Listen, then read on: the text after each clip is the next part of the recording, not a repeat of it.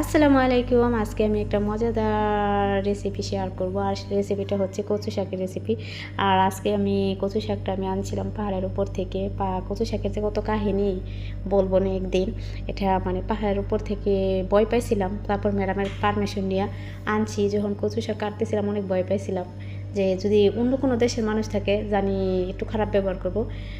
কি বলবো যে কেন নিচ্ছি না বললে, আর বাঙালি থাকলে কিছু বলবো না, কিন্তু অবশ্যই দেখি না আমাদের দেশের মানুষ কিছু বলে নাই। আমি তো এগুলো খাই না। তারপরে আমরা আনলাম বাসায়, আনে কচু শাকটা আমি কাইটা পরিষ্কার করে সিদ্ধ করলাম। সিদ্ধ কইরা তারপরে হলুদ দিয়ে মাখছিলাম, মাইকে কিছুক্ষণ রেখে দিছি। তারপরে এর মধ্যে তেল দিয়ে কড়াইয়ের মধ্যে তেলটা গরম হয়েছে পরে কালিজিরা দিছি, কালিজিরা একটু লাইরা তারপরে ওই কচু শাকটা কালিজিরার মধ্যে দিয়ে দিছি।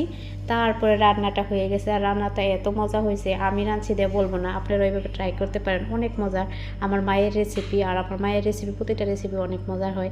সবাই ভালো থাকবেন, বাই বাই, টাটা, আল্লাহ হাফেজ।